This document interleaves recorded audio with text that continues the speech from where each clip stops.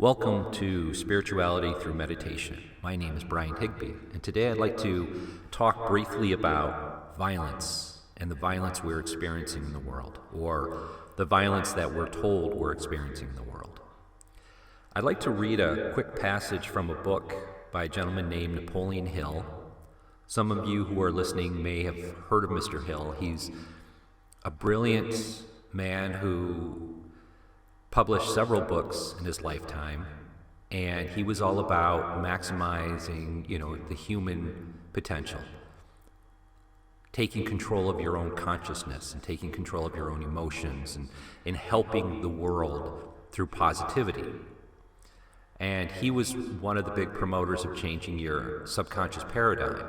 And he wrote one specific book called Think and Grow Rich that I use as I have next to my bed, read all the time.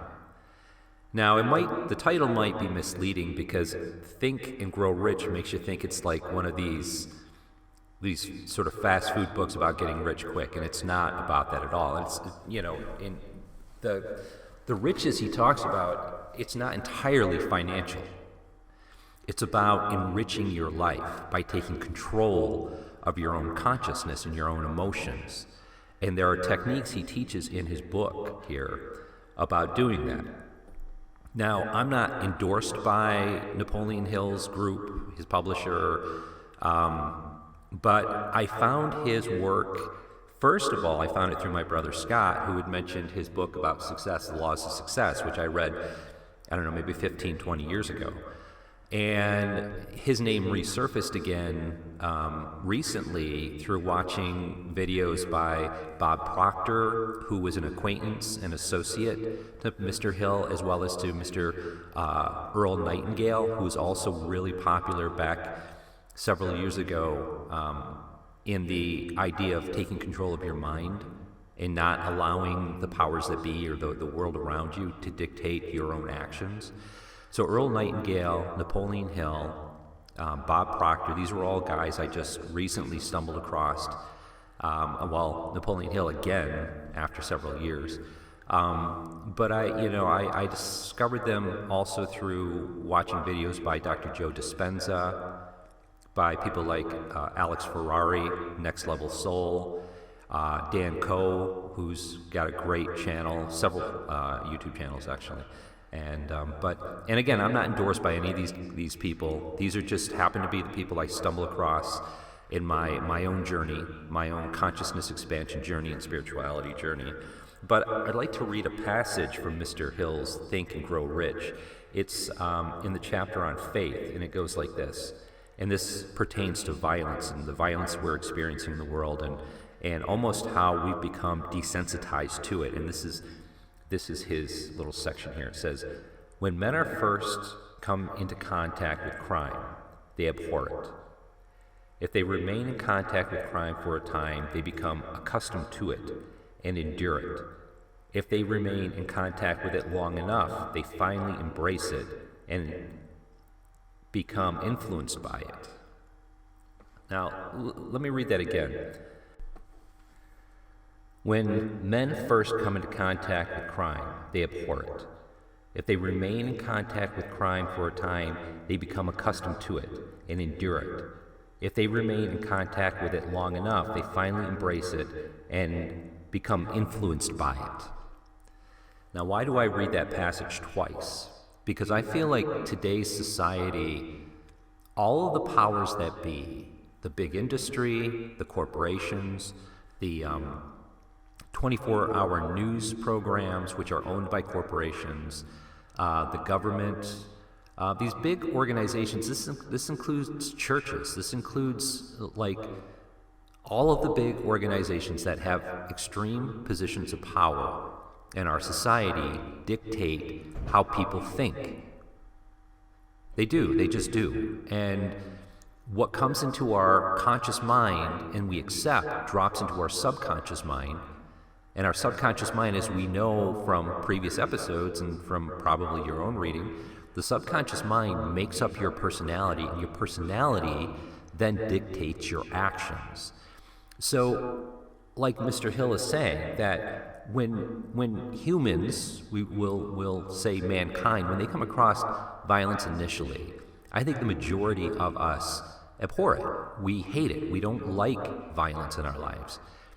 The more we're exposed to it, we become accustomed to it. We kind of accept it as a part of humanity.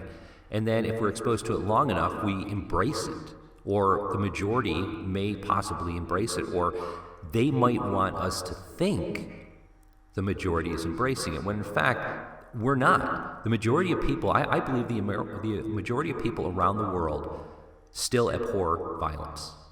We hate it. We wish it didn't exist.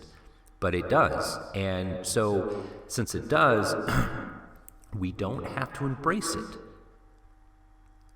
We don't have to embrace it. We understand it's there. But we can change it. How do we change it? We don't allow the violence that they dictate to us to seep into our subconscious mind. Now, that's not saying that you turn off the news and you don't watch anything about the atrocities that are happening in the world. It means that you take action. How do you take action?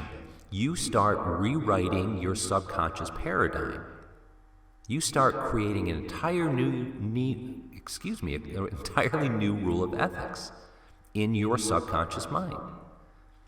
Now, how does that work? Well, another thing that Mr. Hill writes here is he talks about repetition of affirmations of orders to your subconscious mind is the only known method of voluntary development of the emotion into faith, which is to say that what we put into our subconscious mind will eventually manifest into the physical world. Now, we might have to start out with a little bit of faith to keep ourselves going in this rigorous technique, but eventually, faith is no longer required because law of attraction will then take over. And what's law of attraction? Law of attraction is programming the specific frequency you want to experience in your life and you want others to experience. So what I try to do with this podcast is a threefold thing. I try to approach it from compassion and love. I try to be as creative as I can with as basic tools as I have. Like I said before, I have a basic laptop. I have a basic mic. I use a free recording software called Audacity from my Windows program.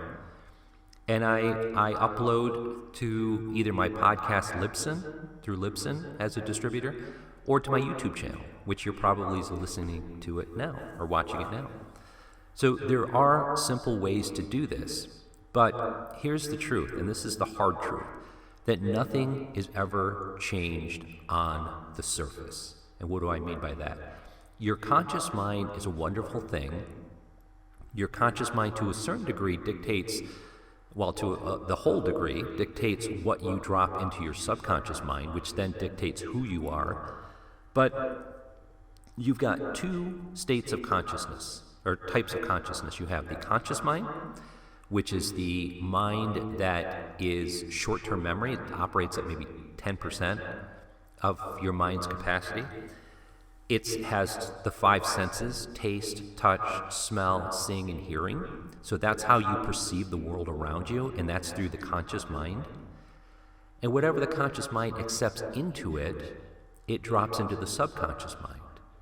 Now, the interesting thing about the subconscious mind is the subconscious mind can't reject anything you drop into it. It doesn't have the analytical facility of the conscious mind. The conscious mind is an analytical, logical mind, short-term memory.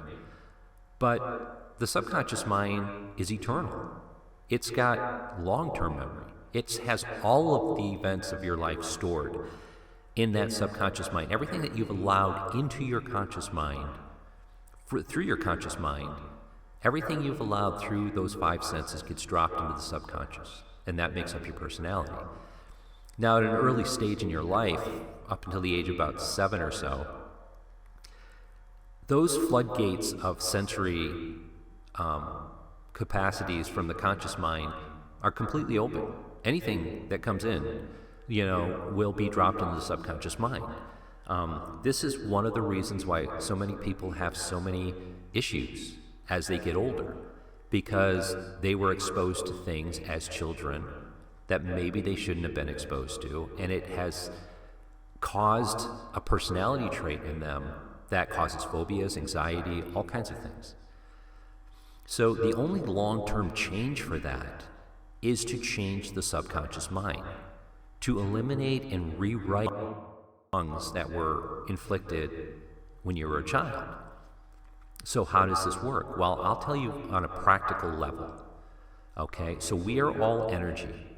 Physics proves that. Actually, I think last year or maybe the year before, the 3 scientists that won the Nobel Prize were quantum physicists that proved the existence of the quantum realm. And what is the quantum realm? The quantum realm is the realm of energy, potential, energy, and consciousness, which I personally think are the same thing. They're interchangeable as far as I'm concerned. Consciousness is energy and energy is consciousness. So for our sake, we'll just call it energy. The quantum realm is potential energy. It's the building blocks of all reality. Why is this important? Well, as we know through psychology, when you dive into the subconscious mind, there's a direct link from the subconscious mind to the quantum realm, or the superconscious. The superconscious is the thing that manifests with its energy and the consciousness. It manifests your physical reality. So you are literally living in the reality that you constructed, whether you know it or not, whether you're having a wonderful life or you're having a miserable life. You, as much as people don't want to hear it, you are fully responsible for what's going on. Now, you might not be responsible for what's stuck in your subconscious mind. That might be something that a parent or a guardian inflicted on you when you were a child, and therefore I do sympathize. What you need to do, unfortunately, is you need to do the subconscious backhoeing, I like to say, where you dig up these deep roots. You do the shadow work, as they call it, where you look at things from the subconscious mind and you reflect on them, and you purge yourself of them, or you embrace them. That's the only way you can get rid of the levels of anxiety and depression that most people fall into. So how does this work? Okay, so we talk about energy and consciousness. We talk about the quantum realm, or the superconscious, and how we're all part of that. We are just shootouts of it. We are just transmissions that are shot out at specific vibrational frequencies of energy into the cosmos, operating at a very dense vibrational pattern. That's why we're human. That's why we're physical.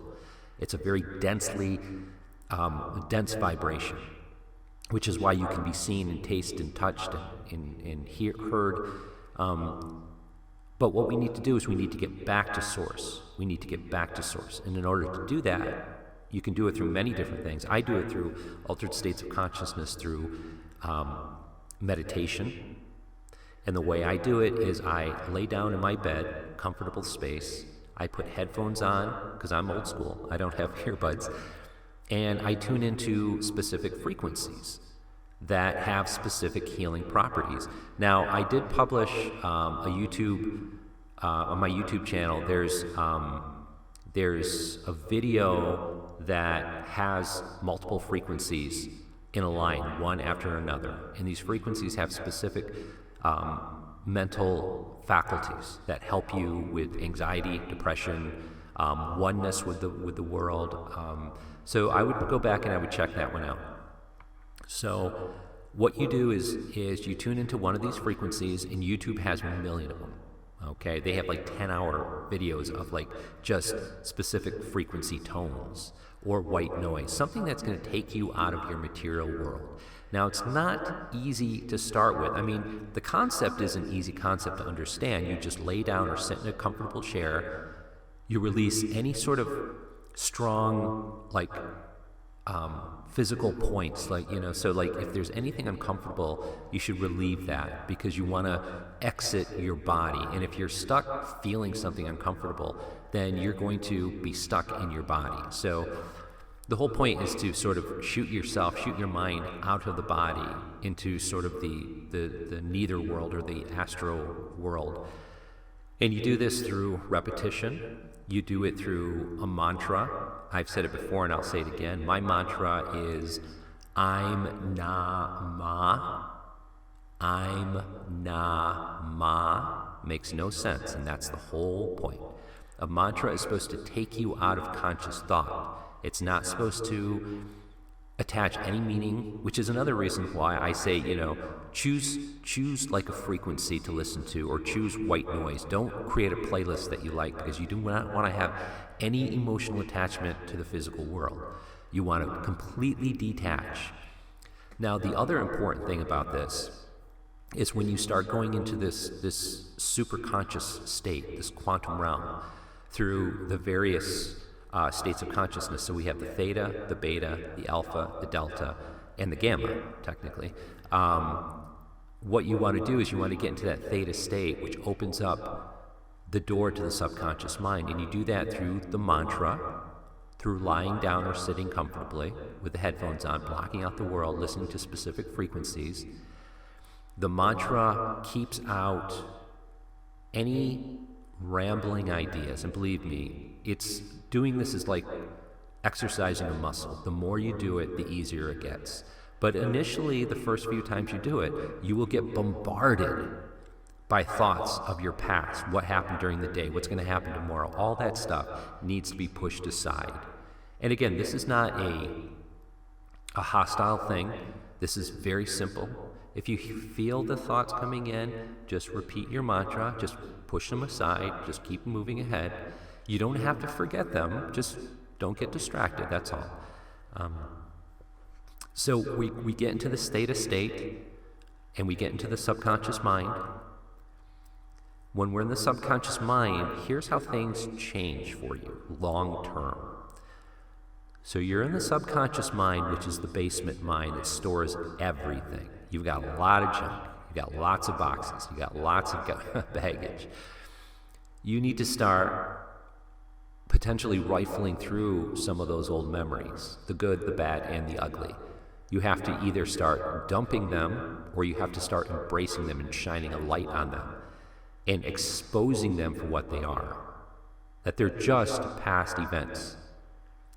They have no real effect on your perpetual present, which is what you're always in. You're never in the past, and you're never in the future. You spend 100% of your time every day in the present. You do not time jump. You are always in the present. Even when you, say you time travel to the future, you're still in the perpetual present for you, because you are in that present. You are in the present moment. So one of the things about this is, and one of the keys to this too, is when you start expunging some of these old memories and you start replacing them with new memories, new thoughts, then you start on a new path. It creates a new personality for you. So you do this through visualizations. So say you have a desire. That desire has a specific vibrational frequency. Ideas, words, letters, they all have specific vibrational frequencies. It's how we communicate.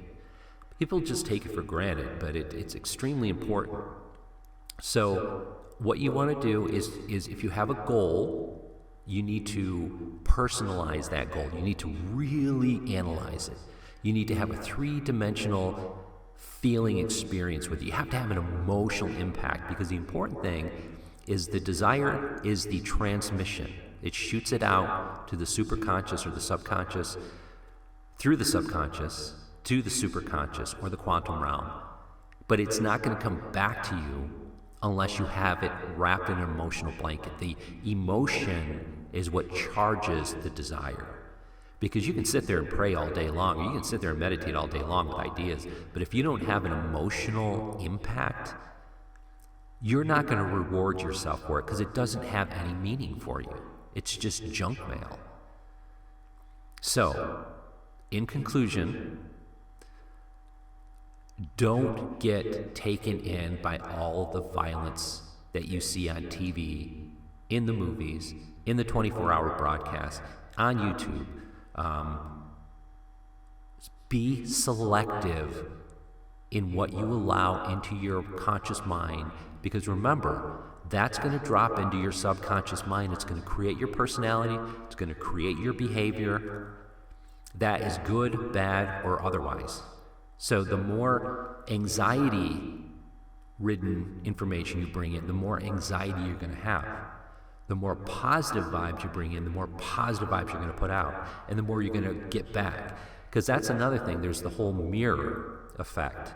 What you put into the universe, you get back. It's similar to the law of attraction. What you're tuned into, what frequency you're tuned into, is the frequency you're going to experience. So if you're tuned into misery, you're going to experience a miserable life. And again, this change is not easy, but it never holds up on the surface. You have to dive deep. You have to do the work. You have to do the exercises. You need to lie down on the bed or sit in a chair. Detach from our society for 20, 30 minutes a session, 20 minutes in the morning, 20 minutes in the afternoon. Make the time to do it. Make the time to do it.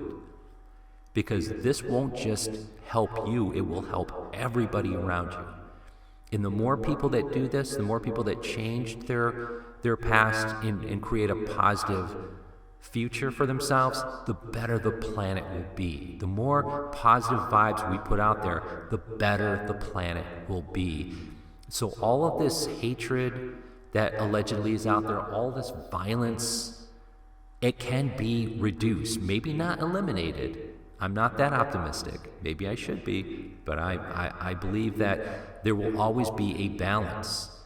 But what's happening now is the people who have the mouths, the 24-hour news stations, the politicians, the agenda-based news, they all are filling you with fear. Because if you're filled with fear, you're filled with anxiety.